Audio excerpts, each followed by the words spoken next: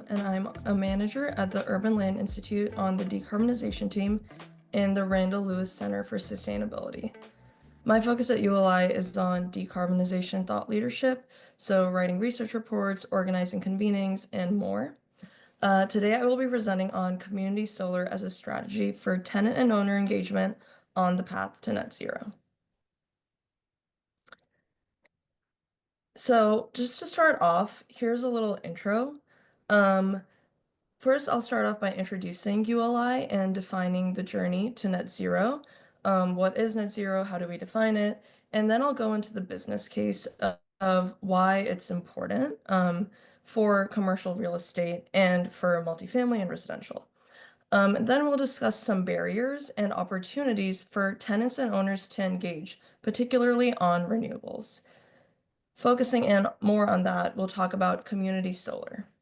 After discussing community solar and its impact with tenant engagement, I'll go over the significance of community solar in action, which is case studies on community solar and a few examples throughout the country. We'll also end with a Q&A, and I can be contacted via email with any questions. So what is ULI? ULI is a multidisciplinary membership organization with more than 45,000 members in private enterprise and public service. The main mission here is to shape the future of the built environment for transformative impact in communities worldwide. So to do this, we're really focused on our members. We focus on connecting our industry members, inspiring best practices for both sustainable and equitable land use, and leading and solving real estate challenges globally.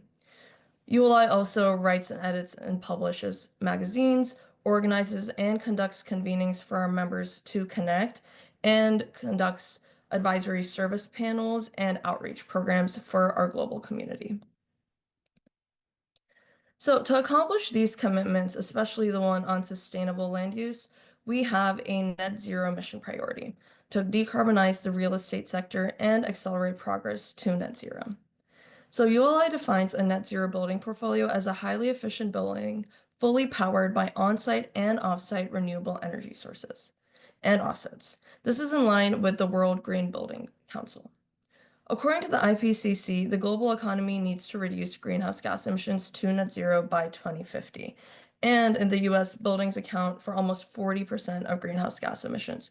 So really with ULI, the priority is decarbonizing buildings. And there's also a financial case for this. It opens up business opportunities for our members, which also allows for more housing at an affordable rate.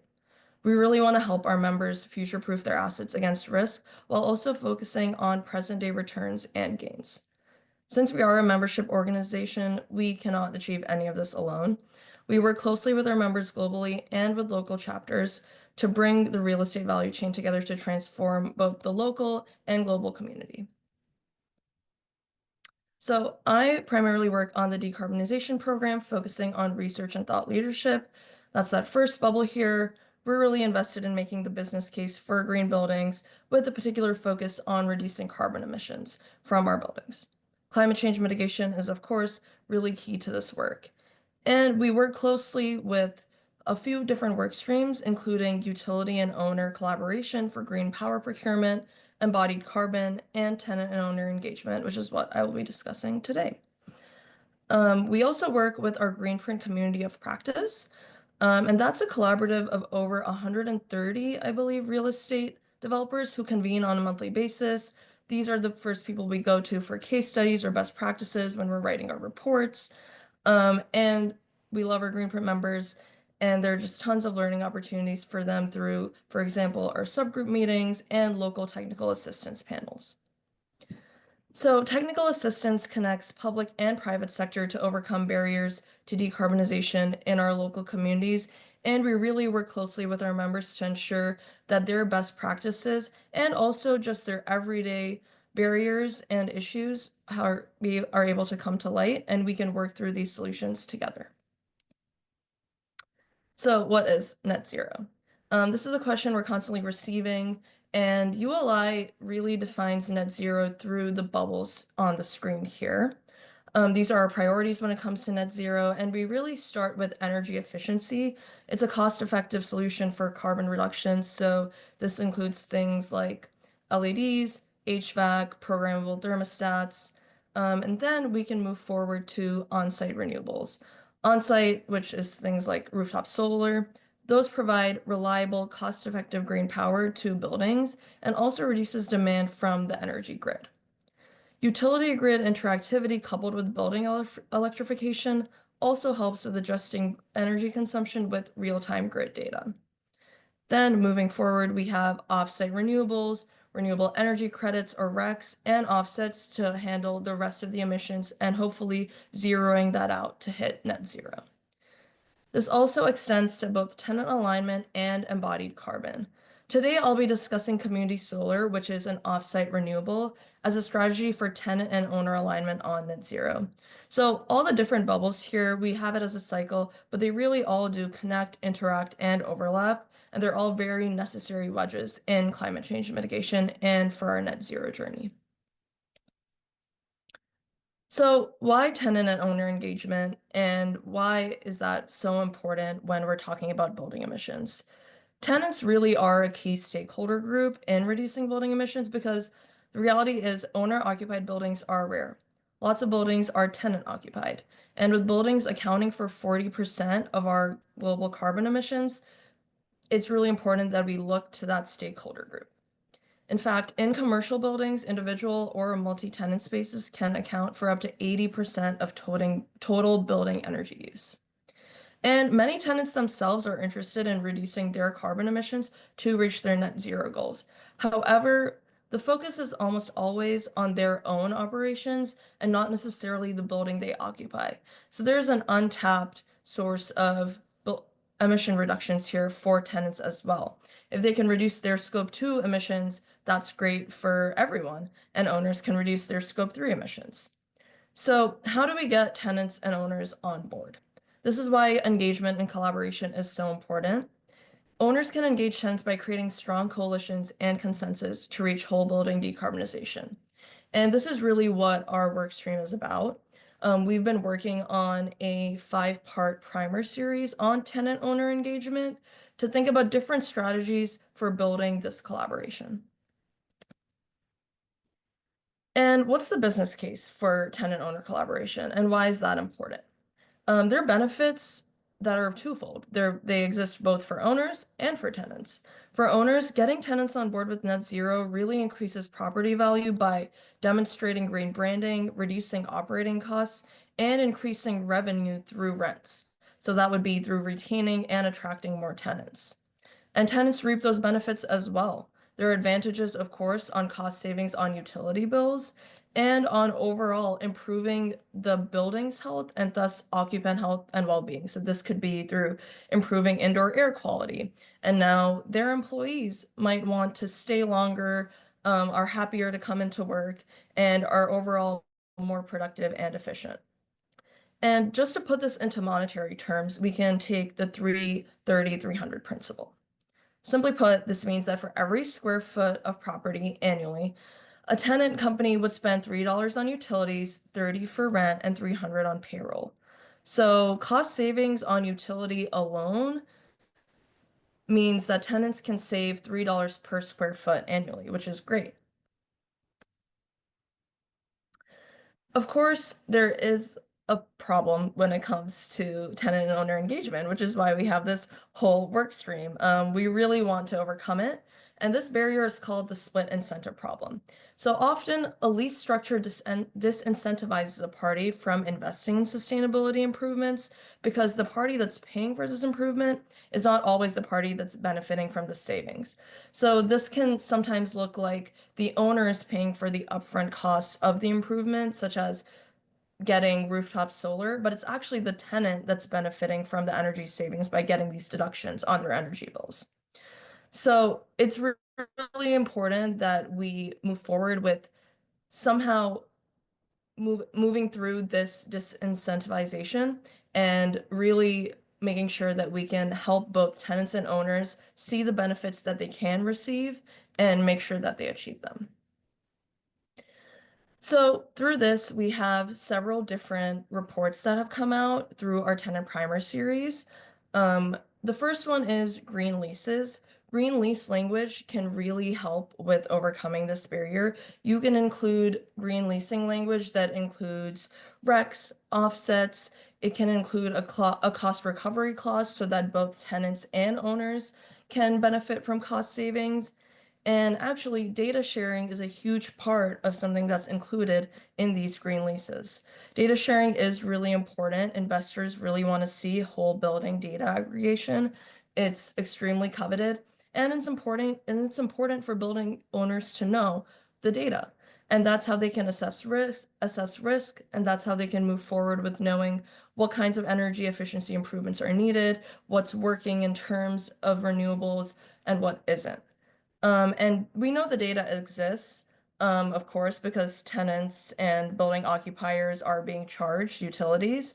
But acquiring this data has had its limitations with metering and with utilities. So it's really important that data sharing is central to overcoming this barrier. Next, we have tenant fit outs. Tenant fit outs really involves improving a tenant's space for tenant needs. And this can happen every 3 to 7 years, really. So it's a really crucial moment where you can make changes to the interior of a building that really improves energy efficiency. Um, or it could also harm energy efficiency. So there, it's really important for the owner and tenant to engage and align on what they want from the building and how they can best move forward towards the net zero journey.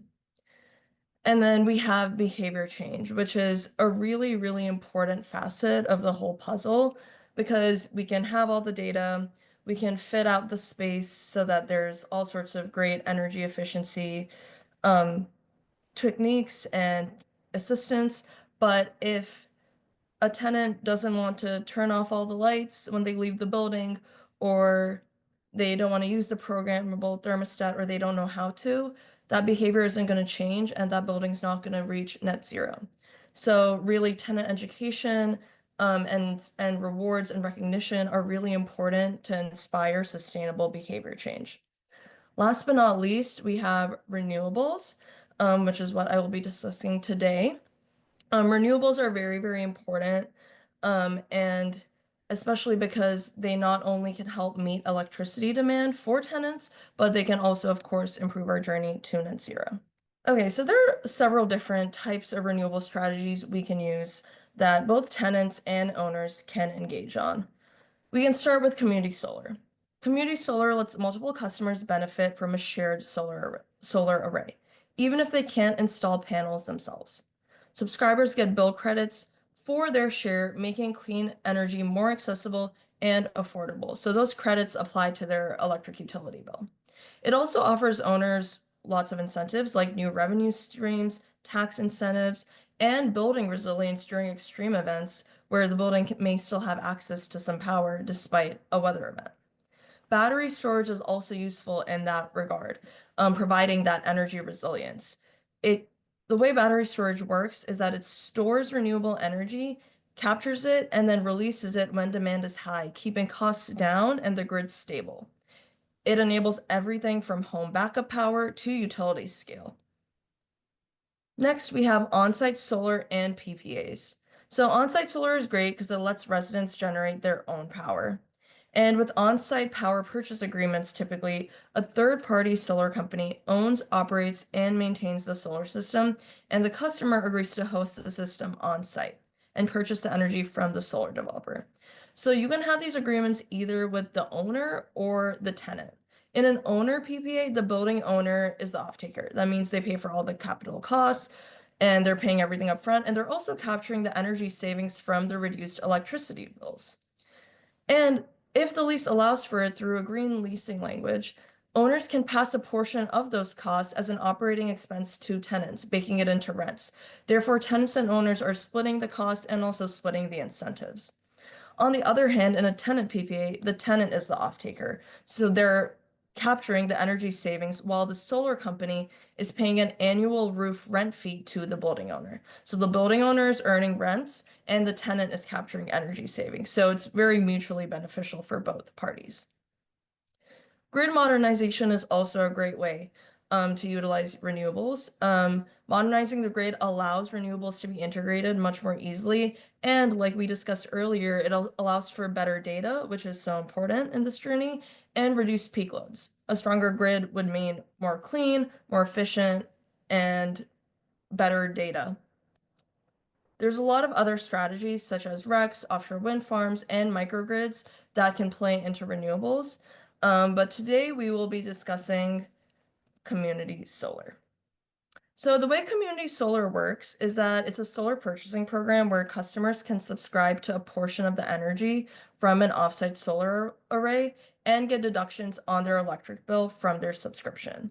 So the sun shines, the array gets the energy, and the solar energy is then fed into the grid.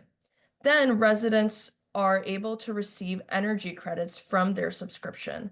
This is applied to their electric bill, reducing costs at a discounted rate to the utility, and subscribers get to benefit from this without having those installations done on their own roof. So this is especially great for tenants who might not have roof rights or owners who don't want to have to pay maintenance costs on that. So let's talk about community solar in practice. I'll now share some key CCAs and community solar projects throughout the country that have had lots of success.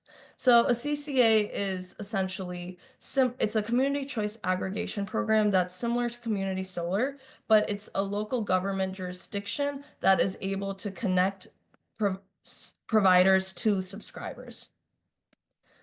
Let's start by talking about the San Diego Community Power, or SDCP. It's a CCA that partners with their local utility, SDG&E, to deliver clean electricity through their existing power lines.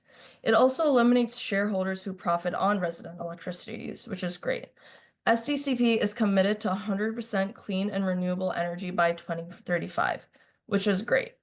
And CCAs really reduce risk and protect taxpayers in the energy market by being transparent and providing different options to customers. So SDCP provides two options.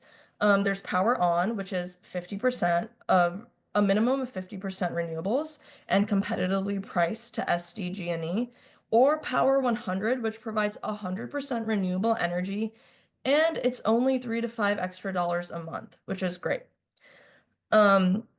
Approximately 43% of San Diego's electricity is renewable, and they aim to increase this amount to 50% by 2030. So SDCP is a very important avenue to achieving net zero for the city. Next, we can talk about Illinois Solar for All. So Illinois Solar started in 2016. It's a state program that is geared specifically towards low and middle income residents and hopes to provide them both affordable and clean energy. So with the lower costs and cleaner energy, this program works with approved vendors to provide community solar subscriptions to residents. The cool thing about this is that residents' monthly solar subscription fee has to be 50% or less than the community solar credits that they get, which means that no matter what, they're making money and they're reaping cost savings on their electric bill. So the amount they're paying for the subscription is never ever going to be more than 50% of the credits that they're getting. This program has been very successful with over 718 solar projects completed since its conception, which is amazing. Last but not least, let's talk about Maryland, which is my home state, so I'm very happy to highlight this great program. The Maryland Community Solar Program is a 7-year pilot program run by the Maryland Public Service Commission. It was enacted in 2023 and adopted this year in 2025. The program has benefits in 3 areas, really. 1, energy access, 2, decarbonization, and 3, affordability. So with energy access, it's able to provide solar-generated energy to Maryland tenants without requiring property ownership. So this has the same benefits as rooftop owners. And the program increases decarbonization efforts by increasing investment into Maryland renewables through Maryland solar farms. This also helps meet Maryland's 2004 renewable portfolio standards, which hopes that 50% of the energy portfolio is renewables by 2030. Moreover, the program is also geared towards affordable energy for low and middle income residents through renewable energy. by incentivizing solar companies to provide to marginalized residents, 125 megawatts are set aside for low and middle income customers. And this would reap benefits in Maryland of making electricity about 5 to 10% cheaper than the standard electricity rate. So for whole building decarbonization, tenant owner engagement is a must. Through the strategy of community solar, we can increase this tenant owner engagement. We've discussed benefits to both parties for owners, increasing property value, tax incentives, and even having clauses that are able to help them split the savings and costs of renewables. And for tenants, reaping those reduced electric bills and having a better building and a healthier building.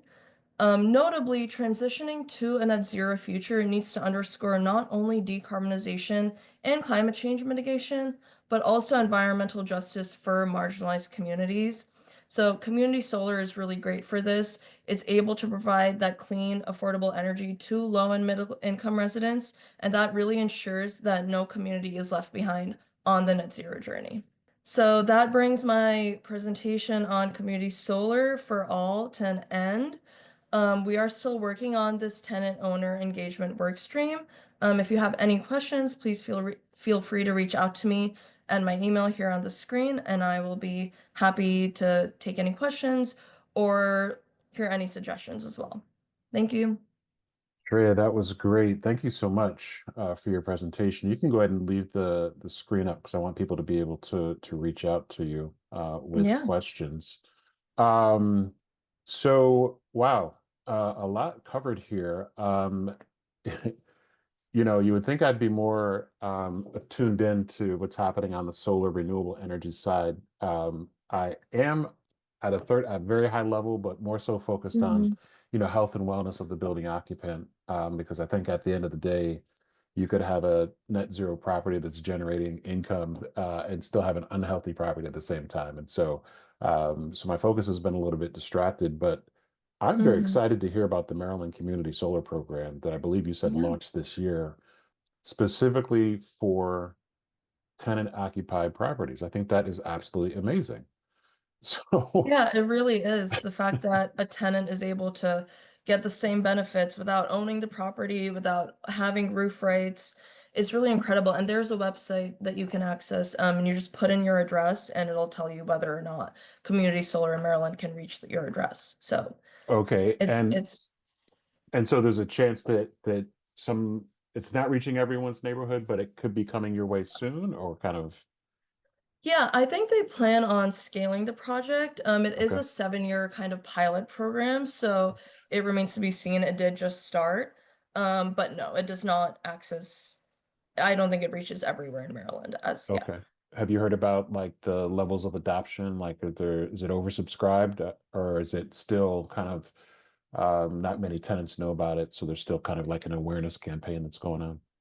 Yeah, I think there's still an awareness campaign. They're still taking applications, so businesses can also apply, Oh, which is great. So this is not just, for multifamily or residential. I think even commercial real oh, estate owners can benefit from that. So okay. yeah, I think it's very much just starting off, but I'm also curious to learn more about it and happy to learn more. Yeah, no, this is very exciting. I'm glad that you brought this to our attention. So, 5 to 10% cheaper than standard electric rates.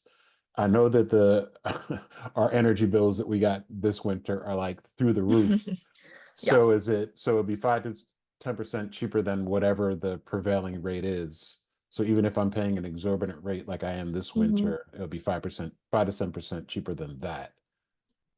Yeah, I mean, I don't think I can't give you an exact number, of course. Sure. But the way it works is you will get a credit from Hmm. being a subscriber to the energy, and that Hmm. credit usually will amount to about a 5 to 10% reduction on your electric bill.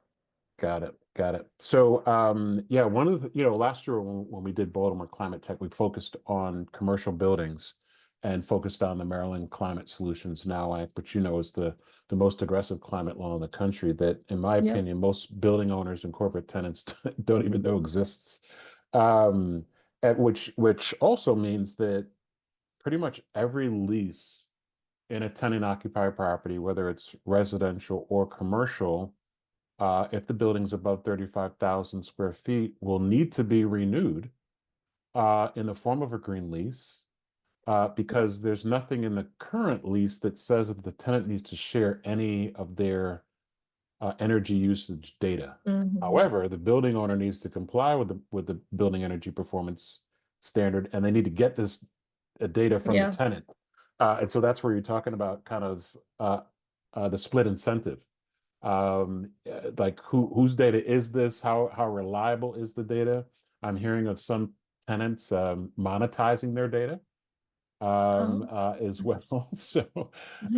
So I think it's very interesting that this phenomenon of seeing an uptick in green leases. Are you seeing kind of an uptick? Are you seeing more people taking Yeah. advantage of this language?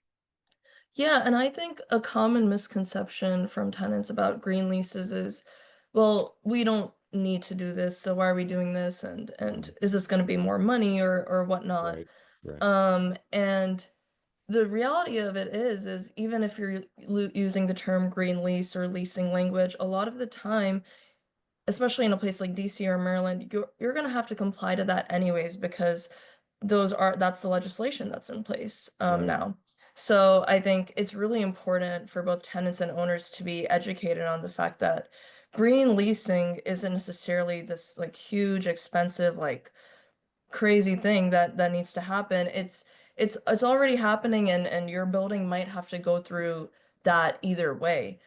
So it's really not something that should hold back an owner from or a tenant for that to signing on to a certain contract because it's actually a plus in a lot of ways. It provides Yeah, protections for both the tenant and the owner, that's right. and That's it right. provides and it splits the incentive and allows for both parties to be able to really reap the energy savings. Hmm. So I mean, I think that's a great point too on data sharing. So there's like lots of questions on should the data be coming from the tenant, should it be coming from the utility? And I think green leasing is a great way to really get tenants on board with providing that data, because it is so important for owners and for their own like accountability with their own like scope 2 emissions as well. And air quality. Yeah. Just for, and I think what a lot of people miss is that the federal government, state governments already have kind of green lease language in their leases Mm-hmm. already. For Exactly. example, the federal government will not lease a building above 10,000 square feet that's not Energy Star certified, right? Yeah. And they have, some jurisdictions, some state governments, like I've seen the Maryland government administration, addendum to their lease that really specifies from an indoor air quality perspective, the levels of carbon dioxide, the level of particle matter, volatile Mm. organic compounds that are allowed in the building, so to prevent from sick building syndrome. So these things are like not new per se, but I can't really see where the disadvantage would be to the tenant. I could see where some building owners, unfortunately, our industry is the least digitized, declining in productivity, has a strong resistance to change. So I could see where some building owners could be a little apprehensive. But I'm also saying where the savvy building owners are taking full advantage of this, realizing that this is, a much better way to go. You also mentioned the JLL, Jones Lang's LaSalle 330-300 rule, which I Mm-hmm. absolutely love that formula. $3 per square foot spent on electricity or energy bills, utilities. $30 a Mm-hmm. square foot spent on rent and operations. $300 a square foot spent on salaries and benefits. Yep. And the reason that I love it the most is you mentioned the $3 savings to the tenant per square foot, but the $300 that is generated from increased productivity and Mm-hmm. performance by adding, the indoor air quality and health and wellness component into that mix, I think is very, very exciting. So I guess that leads me to my question Yeah. in regards to just in general, oftentimes we have the conversations about energy savings, renewable, greenhouse gas reduction, climate change, resiliency, sustainability, which is all, needed. but very Mhm. rarely do we hear the conversation about kind of health and wellness of building occupants. And so I guess my question is kind of a general question. How is kind of ULI thinking about health and wellness of building occupants and how that fits into the whole schema of renewable energy and kind of what you're working on with your group? Yeah, it's funny that you asked that. ULI actually has a healthy buildings program.